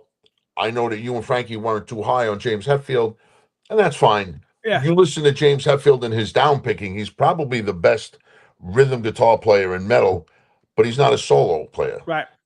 But even at that, I would still take Dave Murray and Adrian Smith as a pair.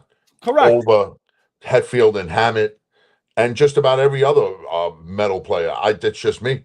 Yeah, no. Now, I don't think that either Dave Murray or Adrian Smith would be able to hold their own as a single guitar player in a band. I agree. I think they need one another. I agree. I think as a team, you combine them, they're better. It's when you separate them that I would say it's not the same. And I'm not. I think those guys from Anthrax are great players or really good players. I don't know if their stuff stands out to me the way the Maiden guys do. Again, we're talking as a combined team effort. It's almost like a tag team. You might have 2 great individual wrestlers, but when you put them as a tag team, it doesn't kind of work. So I think that's kind of what, to me, that's kind of like the Scorpion guys. I think individually they're great, but combined, it's okay. It's good. It's just, and the same thing I think with Hetfield and Kirk Hammett. I think they both do things great. I just don't find the combination to be incredible. Well, I got to say, I totally forgot about Anthrax. Yeah. And to me, I used to like Anthrax. Fistful of Metal was a great album. Their second album with Joey Belladonna on it, it was good. It wasn't bad. It was good at the time. I remember when it came out. But when they put that stupid ass rap song out, they just fucking lost me, and I never got back on track with them. I have probably more songs with John Bush in my phone than I do with Joey Belladonna. Okay. I just don't like Joey, but he has a decent voice. I don't think he has the best metal voice. His voice to me was kind of weak to me. Yeah. It just didn't do nothing for me. Okay. I think Scott Ian is an awesome rhythm player. And listen, Dan Spitz, he went to go fix watches. What could be said there? The guy found a calling in a completely different field. There you go. And I remember going to see Maiden, and I don't know if you were there. I don't think you were. We never saw Maiden together, other than that last show right before the pandemic, right? Correct, yes. Okay. I was at the Brendan Byrne Arena, and I'm standing outside. I forget who the warm up band was, and Anthrax was there, and they were doing what was the song they jumped out on with Maiden all the time, and they sang backups, not "Stranger in a Strange Land." It was off of the "Somewhere in Time" album. Oh man, Uh, I can't remember. If I saw the album, I would remember the song. But anyway, Dan Spitz was walking through the crowd, oh, really? and it was great because nobody even acknowledged him. And he just walked, and he had this smug look on his face, like waiting for, I guess, for people to come running up to him. And he had was walking with his girlfriend, and Uh he huh. walked right past me. All of a sudden, I looked. I was like, "Oh, it's Dan Spitz." And like I wasn't even like, hey, I at that time I couldn't care less. But I just I don't know. I don't listen to them enough to even give you an honest answer like that. Oh, really? Okay. Yeah, I'm not going to say they suck, but for me, I just not a big fan. I don't even know who's in the band right now at this point in time, for guitar wise. I just don't dig them. Somebody told me that Anthrax. Okay. Okay. So yeah. So Maiden's coming. I'm going on September 6th. Yeah, And dude, I'm going to bypass that one, man. I'm no sorry. problem. No, it's okay. No problem. I figured you might, but I Well, actually, I wanted to. I'll tell you now because we're face to face. yeah. I wanted to call you and tell you, but because I felt bad. Thank you very much for even No, no thinking of problem. me. Yeah, no But I'll problem. tell you the truth, dude. I am just so not into concerts I don't that. blame you. I tell you the truth, I wasn't going to go either, but my stepson and his girl talked about it, and I said she's like, oh, I never saw Iron Maiden, so I said let me get 4 tickets and we'll go, and I got. They were happy, so I'm going to take them three, and I said I'm looking for a fourth, and I figured I'd ask you first, and then Well, I appreciate it. I really do. But I just can't do it, bro. I'm sorry. I I don't can't blame do you. it. The I price and the hassle of getting there, and it just like I've just lost the will to. I am old. That's I I actually am tickets old. tickets weren't too bad, but Anthrax and Megadeth are opening for Oh, that oh, son, I'm sorry. Then I'm definitely making the right choice. show. I don't want to see Megadeth. Yeah, it's Megadeth, and according to the Stop Run for Your Life tour, including Harrison, New Jersey, Anthrax will be added as additional support at select stadium shows. So maybe not. It's definitely Megadeth. I don't know if Anthrax will be popping in it. It's definitely Megadeth. I'm shocked. I'm Mhm. shocked that Dave Mustaine would sign up to open up for Iron Maiden. I figured that he would have had too much of an opinion of himself Maybe, yeah. to I'm be an not old. opener, for Maiden. And I personally think Megadeth is kind of on the heavy side to be an opener for Maiden. No, I don't know. Nowadays, Jeff, I don't know what stadiums are Megadeth playing now. Like, are they or arenas what, or clubs? whatever ones Iron Maiden is playing right now, bro. Exactly. Yeah. So that's my point. Frankie says it's an Anthrax, so it might be all three bands. Again, I'm not the. I don't. I am not a Megadeth fan. I like a couple songs. Anthrax, I'm probably a little more of a fan of than Megadeth. But it won't break my heart to get there a little late and maybe miss somebody opening. So I hear you. I hear you. I hear you. yeah. So, but I'll add to the bucket list of things of bands I've never got to see. So those are bands I've never got to see before. So Who, I'll Anthrax? Anthrax yeah, bored you live, Frank? I guess so. Yeah. Or Mega? He Meg- got to be talking about Megadeth. Yeah. I I know he's an Anthrax fan. yeah. I don't know. Just for me, I'm just definitely cannot get behind Anthrax. I'm sorry, Yeah. it's just Again. not for me. Yeah. Again. It's okay. It's just again there are songs I like. But I gotta be honest with you. The last couple times I saw Maiden, Oh, it was a lot of Megadeth. like it was a lot of these newer bands. I know it was at one point it was Steve Harris's kids band open for them. So at the very least, I can knock off and say I got to see Anthrax and Megadeth at some point in my life. So again, as a metal fan, I'll knock a few off the bucket list and call it a day. And who knows? Maybe this is the last concert I'll metal concert I'll go to at this point. It's close by. It's in Harrison. It's not too bad. It's better than going to the Garden at this point on a Sunday night in September. So I got to say this much too, and I like one show that I said that I would go to would have been like Alice in Chains, and I right. don't even see these guguys getting back together for any reason. I don't even know what's going on with them. But I don't know if there's a band out there now playing that I would say that I would go. I would definitely go see them because I remember saying I would definitely go see Maiden, Mhm. and here's the chance, and I just Well, can't bring myself yeah, to do it. yeah. So to me, that's the telltale because we've talked about seeing Maiden on the 50th anniversary tour. It's an old school set, and if you're not interested in seeing that, I can't imagine what you would be interested in seeing, right? So I mean, Right now, at this point in time, the only band that I would that I could say that I would have any kind of remote interest in going to see would be Alice in Chains, okay. and even at that, as they get older, I don't know if I want to sit there and I'm older, and I don't want to go through the hassle of going to a fucking show. Listen. I got to be honest with you. It's a great possibility that if they didn't say they wanted to go, then I would not have gotten tickets for the show. Again, I feel the same as you. Like it's almost a drudgery for me to go to a concert nowadays. Are you It going by yourself to the arena, or are they coming to meet you and going there? More than likely, I'll probably meet them there. I'll probably go on my own because they're up in Woodbridge, so it would make no sense for them to come all the way down to me to come all the way back to the show, and then go back to me to go back to the show. Does It Does could Gary be. still play? I mean, he plays. I don't think he's played in a band in a while. You know, he's works his ass off. So I Is don't he know. still doing the studio? Sometimes, yeah. Again, it's not a full time gig. He's like a personal trainer now. He coaches boxing and he's a personal trainer. So, but I know he does still record some bands here and there. But I don't know how much he's actually out there playing with other people at this point in time. So, but yeah. So I got extra ticket. I'll figure it out, and I got a few candidates I can ask. And worst case scenario, yes, Will Cloak is going. Frankie, I told Jeff.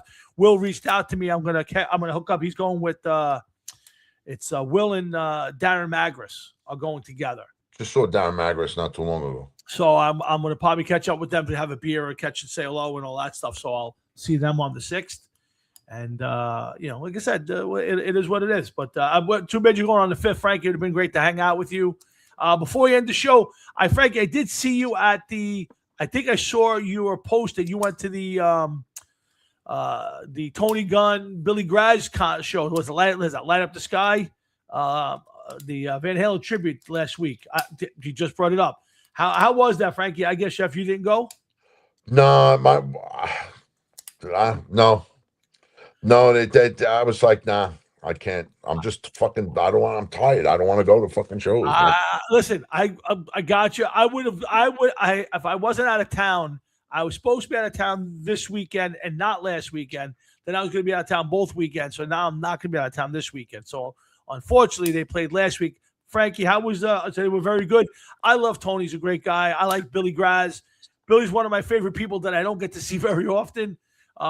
We communicate a lot on Messenger. It's sporadic, but like we'll get like 25 minutes of back and forth messaging, mostly on politics. So we have the same political leanings. So I love Billy. He's a good guy. Jeff needs to retire. Yes, he's 54 weeks.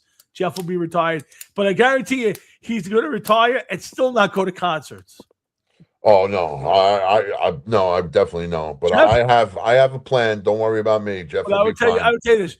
Jeff loves to play out, but if it was up to Jeff, he wouldn't go to his own concerts. Yeah, you got that right.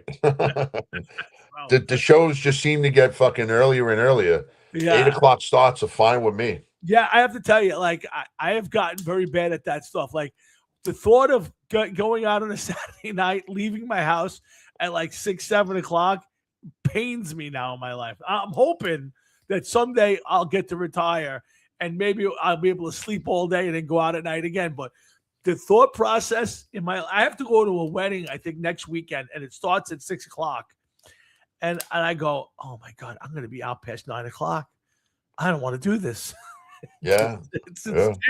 It's frightening how I don't feel old in that way, but I love being in my house 5, 6, 7 o'clock on a Friday, Saturday, Sunday night. I have no problem with it. So I have to really push myself. I can't think of a reason to leave the house. And when I do leave the house, I got to take certain things with me. So if anything arises, I'm good. And I just like my wife says we got to go someplace. I was like, I may have to take a shit. And she's like, what does that mean? I'm like, that means I don't want to go. And now the bad part is she, I don't think she realizes this, and I don't know if she can hear me. I'm getting to the point where it's just going to be like, no, I'm not going. I'm not going. I'm just not fucking going. I don't want to be out. I can't see. I can't see. Yeah, I have to tell you, like, I enjoy being home. It's yeah, I just do. I wish, Frankie, I wish I had your energy. I see you all the time going to concerts, and I think it's great. I wish I had the drive, but you know what it is?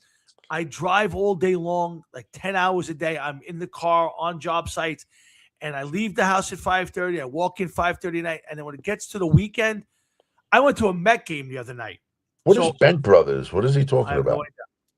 What the fuck is that? Bent Brothers. I went to a Met game the other night, and I went straight from work with my sons to a Met game. We had great seats, perfect night for a game. And the whole time I'm going, I just want to go home. I just want to go home. I'm tired. I want to be home. And I got home. 11 o'clock at night on Tuesday, and it was just a miserable rest of the work week because you just never catch up to your sleep. So, Yeah, well, listen. First, that's a fucking no. I would not go see Twisted Sister and Sebastian Bach, bro. yeah, I have to tell you, I would have loved to see Twisted Sister once. I really would In have. their prime, Again, at any point, but yes, it was obviously in their prime. well, definitely in their prime. Who the fuck wants to see them I now? mean, who's left? Is it just JJ? Is he the last, or is I know and Mendoza's not playing? Obviously, AJ had passed away. D's not there. Who's the other guitar player? It's Eddie Ojeda. So is it just those two guys? Are the only two guys left? I guess I don't know. I Yeah, don't know. and then Sebastian. I despise Sebastian Bach. I think he's the most annoying human being. I don't get it. I mean, here's the thing I don't understand, Jeff. AJ Perro dies, and you say, if it's not the full band, we're never going to go out and play again. You're never going to play again because you don't have your drummer. You're not going to do it again. You go against that and you got 4 members of the band. Now you're down to 2, and you're still kicking around out there. I don't get the theory. If you weren't, I'll tell you the theory. I'll tell you the fucking it's theory. funny. Because when they said this, gas was $1.75 a gallon. Now it's $4 and change a gallon. Milk was like $3.25 a gallon. What is it, like $6-7 a gallon now? I don't think it's You not know, quite that high, but yeah, I get you. prices are insane, man. And these guys did not make millions and millions of dollars. And now they're getting older, and they're like, this is the last hurrah. More than likely, I would have to think. I would think. I put it away. Like I said, Frankie, I'll always say, keep doing it while you can. So go ahead. To me, though, there are certain bands that if a certain guy's not there, it's like Quiet Riot. When Kevin Dubrow died, Quiet Riot died. Like, you just can't. Oh, wait a second now. No, it didn't die. It kept fucking going. Yeah, exactly. They just kept going with different people. Even with Rudy Sarzo back in the band, it just ain't the same. So to me, if you're Twisted Sister and you don't have Dee Snider singing, it just can't be Twisted Sister anymore. I don't care if JJ's there and he was the founder. I don't care if Eddie Ojeda and him still doing the same riffs. It's not the same. So to me, if they were open for Maiden, I'd see them. But to me, I couldn't bring myself to go see them now. When they were talking and that tour was going to happen before D got sick or whatever it was, I would have thought about going to see them because I would have liked to see Dee Snider and Twisted Sister in their prime, and I missed it. So yeah, in their prime is one thing, but I'm sorry. Again, at some point, I would love to drag myself to a Scorpion show and a Judas Priest show. Those are 2 bands I grew up that I still listen to, and I never got to see live. So I've crossed the bucket list with a bunch of bands. Those are 2, maybe 2 of the last bands that I could say that I really wanted to see as far as metal bands go. So I don't know how many other bands, outside of the metal world that I would say, oh, I wish I get to see those bands. I can't see Dio now. He died. I got to see Sabbath. I saw Ozzy solo. So I got to see Van Halen. We just was our 10th anniversary of seeing that show was just the other day. Yes, I saw that. And the prices of the concerts are just through the I, fucking I roof. I will tell you, the main show was very inexpensive, even for floor seats. They were under You $200 a seat. you got floor seats or four seats? 4 floor seats. Wow. So Yeah. how far away are you from the stage? I'm probably, I would say, somewhere between a half and 3/4 back up the center. So you're okay. So you got a pretty good spot. Yeah, yeah. Again, I've never been to the what's now. It's not longer the Red Bull Arena, but that's the arena they're playing. The old Red Bull Arena in Harrison. So I don't Where know. where is that? What is that? That's I like never even heard it. That's like exit 15W off the Turnpike. I think it is. It's It used to be the Red Bulls, the soccer team in Jersey. That used to be their stadium. I don't believe it's their stadium anymore. So that's north? That's north. Yeah, it would be probably like a 20-minute trip for you from your house on the Turnpike up north. Yeah, No, you're getting on 13. So, and Frank, no, you know what? I mean, nothing against you. Although we probably end up beating the fuck out of one another in that game, it may not be a good idea to be that together. I can see that going bad real quick. But I probably would want to go to a concert before I would go to a fucking football game at this point in time. I agree. I kind of agree with that. Yeah, I kind of agree with that. But And it's it's just the thought. This is the thought process to me, like you said, about wanting to be home. I can watch it at home, get up, go to the bathroom whenever I want, get whatever I want. I don't have to overpay for a soda or a pretzel, whatever. And if you go to a concert, a stadium for a football game or a concert, it's just you got all the people, you're bumping into people, you get sweaty, you're touching them, they're sweaty. It just no, thanks, no thanks. well, again, I'm with you on it. Like I said, it's made and it's 50, and the kids wanted to go, so I took my sons to a Met game. I'll take them to a concert. I'm making everybody happy, and it's a Sunday night, which normally would suck, but it's Labor Day's the next day, so I get Monday off anyway. So Yeah, you know what, too, and that Saturday, the day before, yep, if I had done I would have to play. I'm playing the Richmond County Fair. yep. Okay. Then the next day would have been the concert. Then I would have had to go to work the following day for Labor Day. Oh, Yeah, that's just too much going on. I would be out of the house 3 days in a row. oh boy. Oh no. Oh, no worries. I'll get you a nice tour shirt. Don't worry about Well, it. I feel bad, and thank you once again for asking Listen, me. you'll be the first guy I would ask, of course. Dude, I just can't do it, man. I told my wife, do it. I said to my wife, I might not. I said I shouldn't ask him because I want to put him on the spot because I know he doesn't want to go, but I also feel like I got to ask him first before I ask anybody. Oh, So, I didn't feel that way. I didn't feel that way, and I just, I just can't. I'm not in the mindset to go to a concert. I just don't want to do it, man. Listen, you announced it a bunch of years ago. You, Paul, and I went to a concert. I don't know if it was Kiss or if it was I think it was the Kiss one. And you said, guys, this is my last one. And I said, fine. And that's it. So again, for me, I might reach out to Paul, see if he wants to go. There's some options. I know he usually goes away Labor Day weekend, but I'll figure it out either way. Don't worry about it. I'm glad you even considered it because I know you don't want to go. So yeah, I did, Tom. I did think about it. I really did, and we're actually going to watch Paul perform. Oh yeah, in that play that he does. Yeah. When that's right now he's doing it, right? It's happening soon.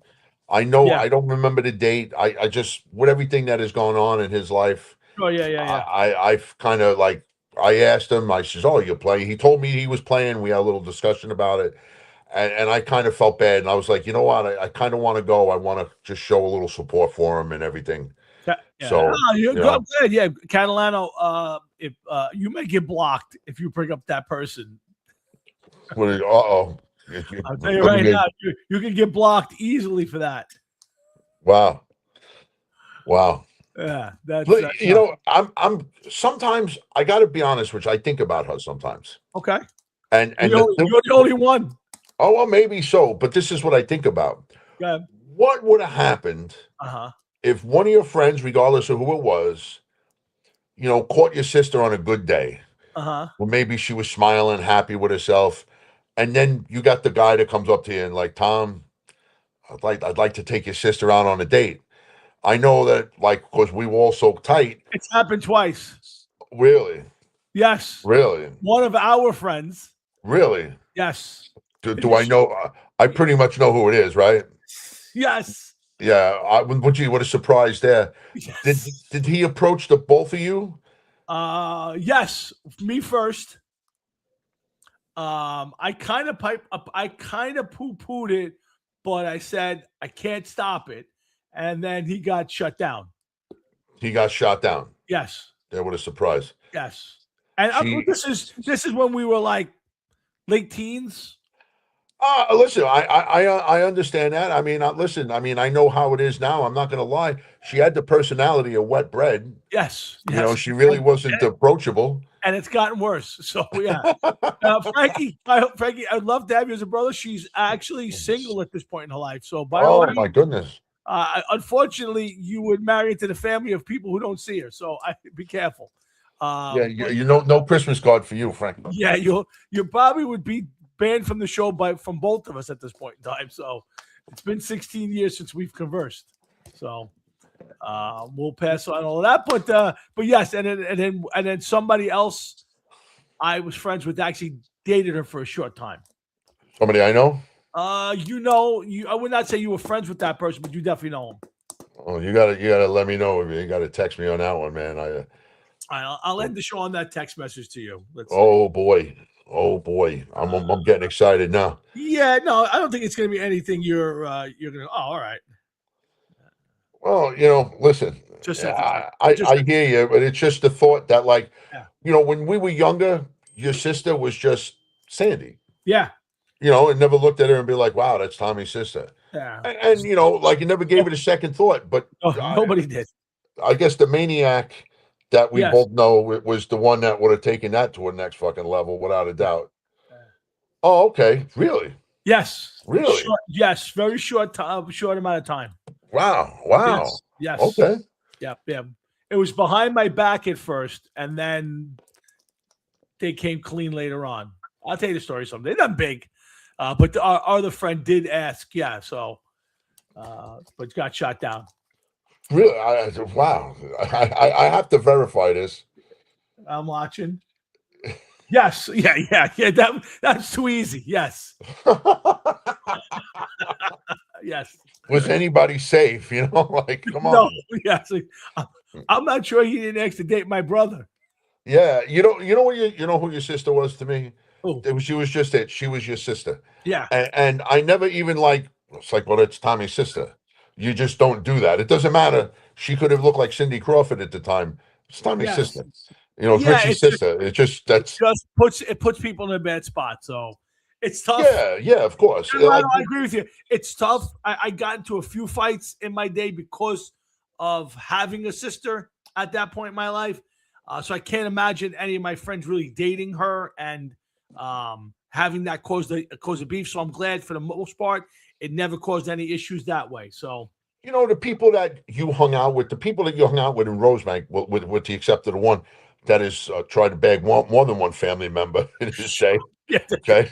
Were pretty respectful of absolutely. that. Yes, 100%.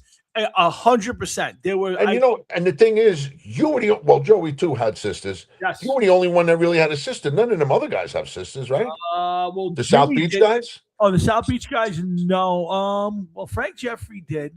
Frank Jeffrey has 3 sisters, but they were either very, very young or much, much older. Oh, okay. I didn't know that. I thought it was just him and his brother. Victor DeMarco has a sister. Again, much younger. Did they look like him? A little bit. So then they're safe. Exactly. So that thick bone up here look like a bump, like the bumper of a '69 Caprice. Yes, pretty much. Yes, pretty much. Oh man, it's good to laugh. Guys, we're gonna end it right here. I got to get the show off the air.